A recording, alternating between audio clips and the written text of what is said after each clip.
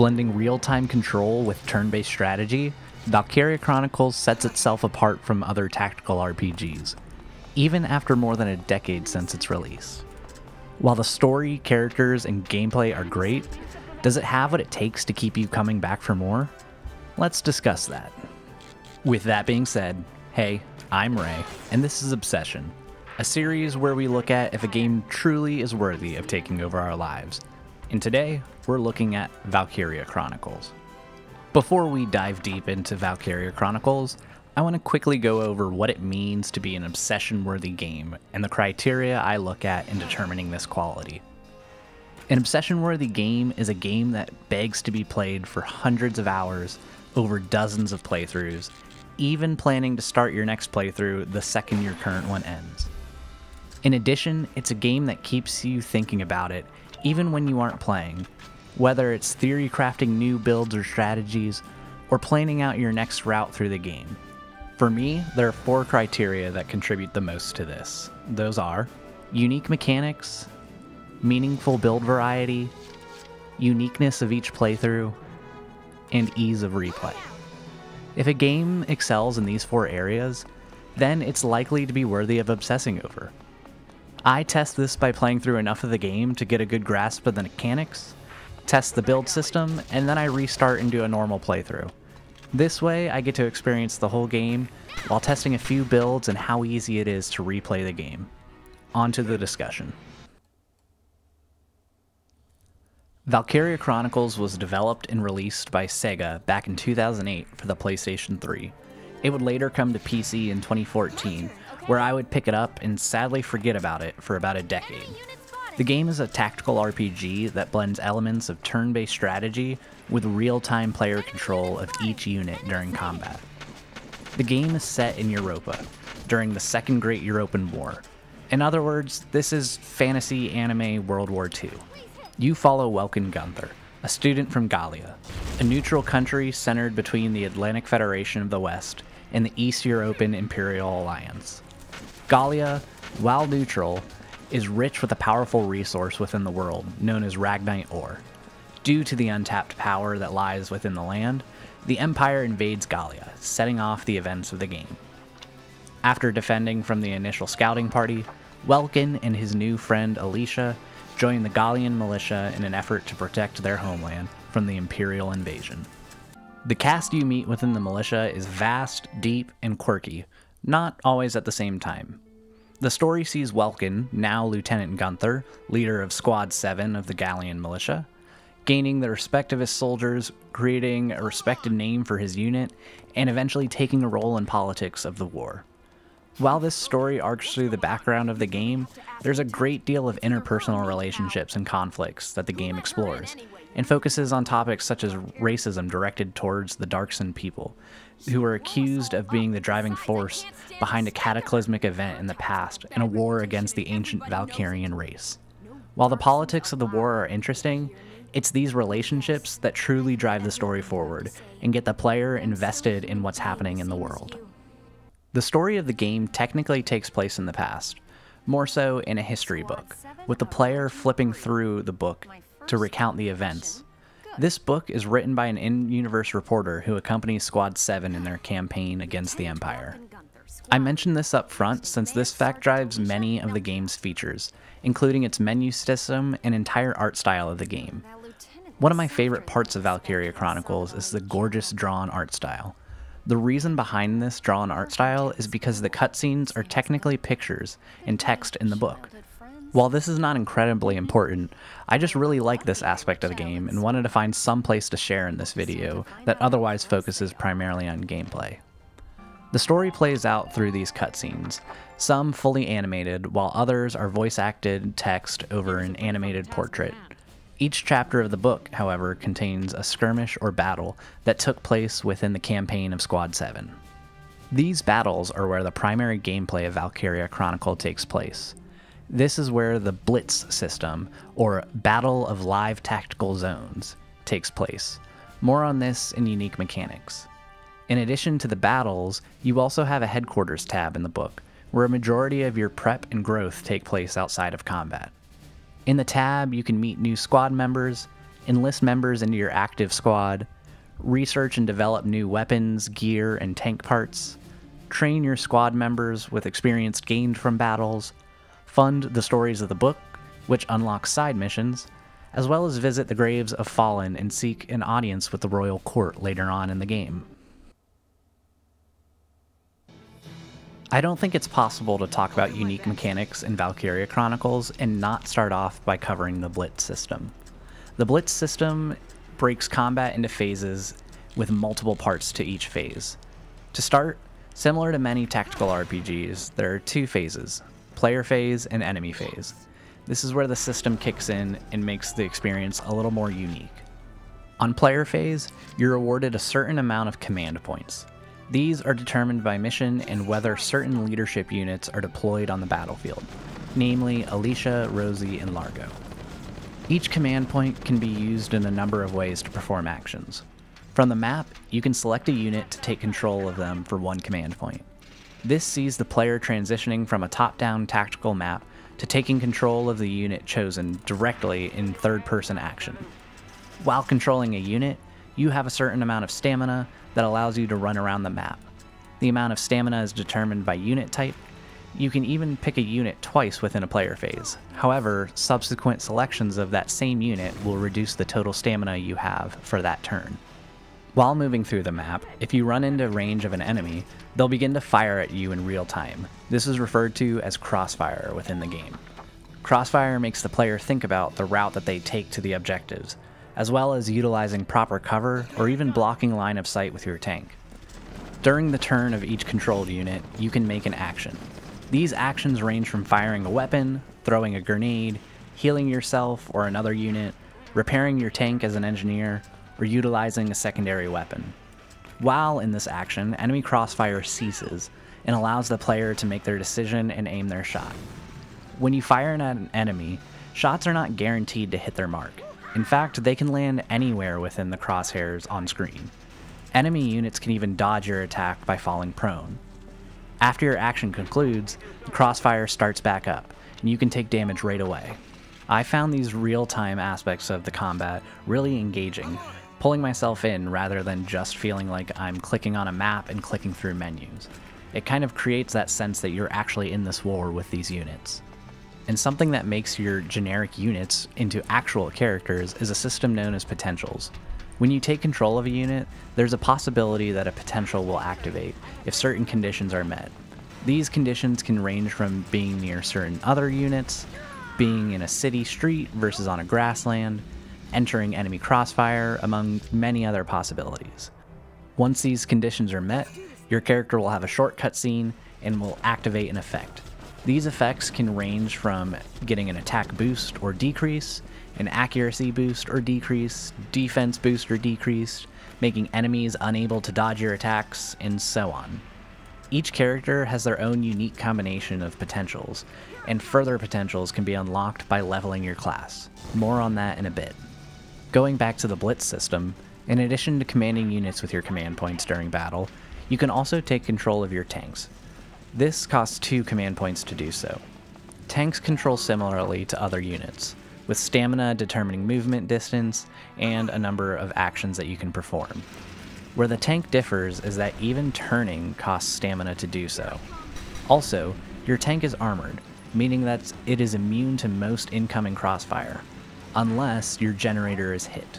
The generator is a universal weak point for all tanks, and should be your target when facing down tanks, but you need to make sure to protect your own generator. Tanks also have 2 separate health bars, one for the tank itself and one for the tank treads. If your treads are destroyed, your tank's stamina is reduced to nearly 0, making you almost immobile and possibly exposed.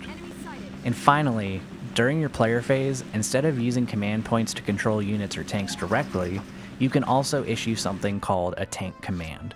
These are actions that range from increasing stats for a specific unit to your whole squad, to calling in support artillery to weaken all enemy units. It took me quite some time to realize how important these commands can be. I usually used my points in the early game to just take control of units and do the combat normally. However, as the game goes on and increases in difficulty, these commands can really make the difference between making a strategy work and possibly losing a unit. The great thing about the Blitz system is that everything that happens on the player phase is also applicable on the enemy phase. They too have commander units that increase command points on their turn. If you take out these units, their total command points per turn is reduced.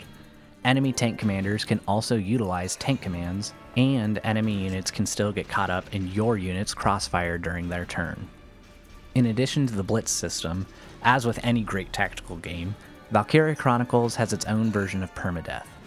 I say it has its own version because it's not quite as punishing as if a unit's health hits 0, they die. Instead, when a unit's health is depleted, they fall injured, or sort of ragdoll down injured. From there, if another ally unit touches a downed unit, they call a medic to evacuate the injured.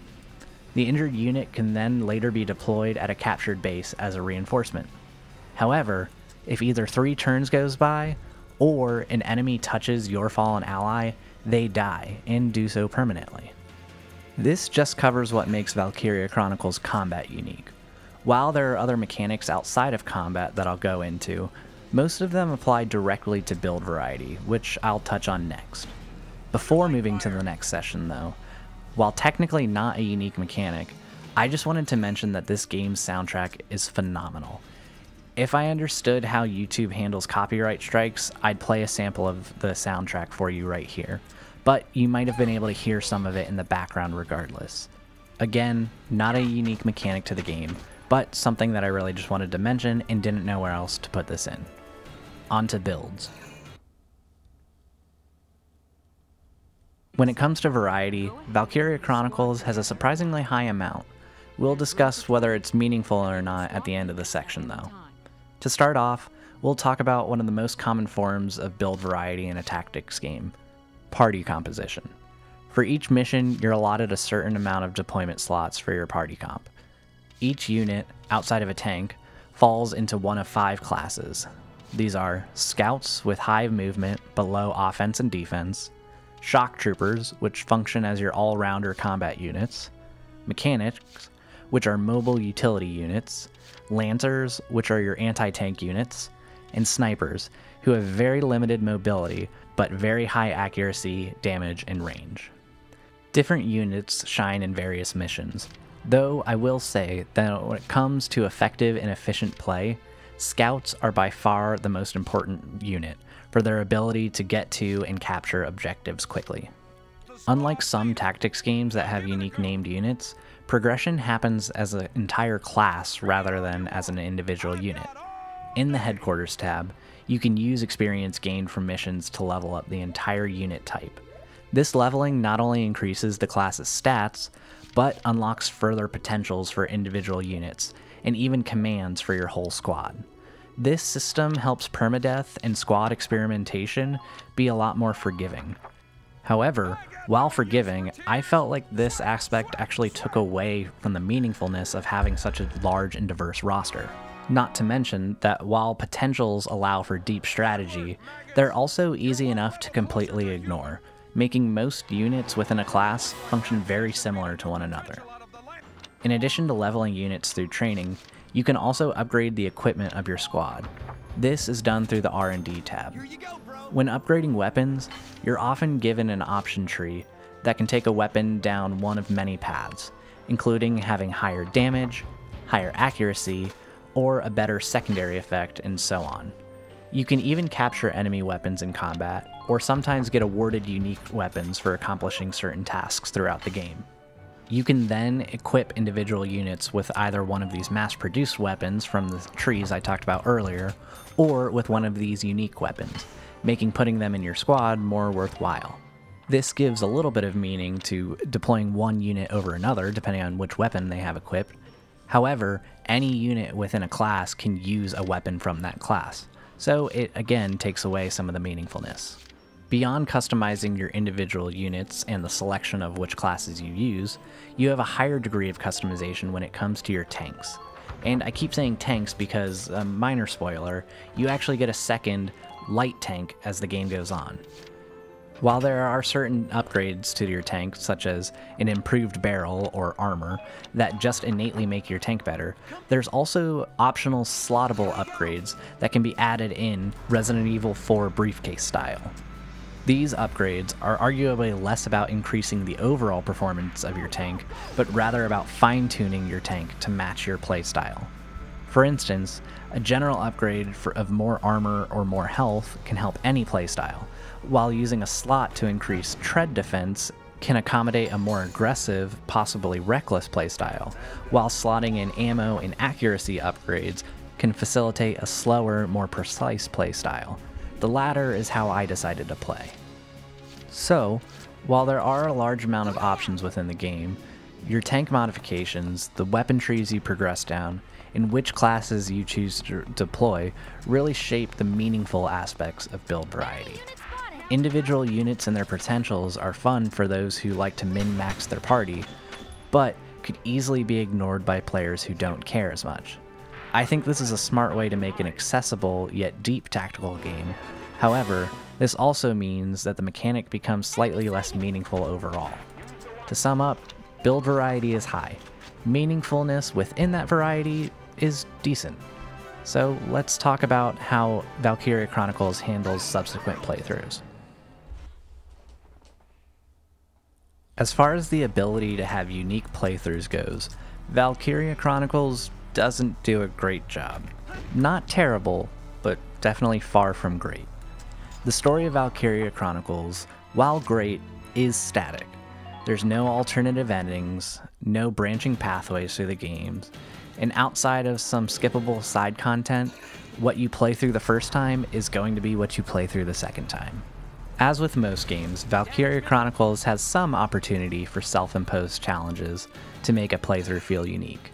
I could see some challenges ranging from solo units or unit types, dark zone only runs, LTC runs or low turn counts, or even just using your favorite squad members only. While that list sounds decently expansive, unless you really love this game, I don't see how many of these you could get through while keeping the game feeling very fresh. Honestly, that is really all I have to say for this section, because outside of some obvious challenges, I don't know what else is going to keep this game fresh on subsequent playthroughs. When it comes to ease of replay, Valkyria Chronicles is a bit rough from what I experienced. While most of the dialogue within the game can be skipped through, there will be a lot of mashing and loading screens within the game. Due to most of the portrait-style dialogue being lightly animated, each phrase takes a little while to load in and get the dialogue started, meaning that mashing through takes some time. Also, while there are plenty of full cutscenes that you can skip through, there are several smaller scenes that you're forced to watch. For instance, at the start of just about every mission, after already having to mash through some mission explanation and deploying your squad, you have to sit through a scene where Welkin tells Squad 7 to get ready and roll out. It isn't a long scene, but it happens frequently, and over time, this can really start to create some friction. I do want to clarify, I really love the scenes and the dialogue, and think that they make the game much better for being in it. However, this section of the video doesn't really focus on how something adds to a first playthrough, as much as how something gets in the way of subsequent playthroughs. So when it comes to just getting to gameplay and doing a run of this game, Valkyria Chronicles is definitely lacking. That being said, with some space between playthroughs and a desire to relive the story, I could see someone, or even myself, coming back for a second, possibly third playthrough. This, however, doesn't line up with what I think makes a game worthy of obsessing over, which is playing it back to back to back over and over again. Alright, so before we really get to answering, is Valkyria Chronicles obsession worthy, I think it's important to answer, is it fun? In my experience, yes. I had a blast with Valkyria Chronicles. While the challenge of the game doesn't compare to something like a maddening mode in newer Fire Emblem titles, the challenge of the game is engaging enough to keep you invested in the battles. The unique blitz system is really fun. and I'd love to see if and how they expand on it in future titles. While I'm not sure how to get my hands on Valkyria Chronicles 2 and 3, I do own Valkyria Chronicles 4. I may have to do a video on it down the road to see how they changed things up and if any of the shortcomings from the first game are fixed. Let me know if you'd be interested in that. But on to the real question for today. So, is Valkyria Chronicles worthy of obsessing over? Honestly, probably not. It is a fantastic game that I would highly recommend to any tactics lover. The game has a little too much friction for repeat playthroughs though, for it to really stay fresh and fun. If there were a way to skip directly to the battles, quickly interact with the headquarters tab, then jump right back into the next battle without slowly mashing through mission explanations, then maybe. But from the experience I had, I just can't say that this is obsession worthy. So there you have it, my thoughts on Valkyria Chronicles. I loved the game and would highly recommend playing it, but don't see it being your next forever game. If you've played Valkyria Chronicles and disagree with my conclusion, let me know what I'm missing down in the comments. I really want to have a reason to come back to this one since I loved the initial experience so much. If you were interested in giving the game a try, let me know if this discussion swayed you towards or away from it. But regardless, I hope to see you again soon, and until then, I hope you have a great rest of your day, and I hope that you know that you truly matter in this world. Take care.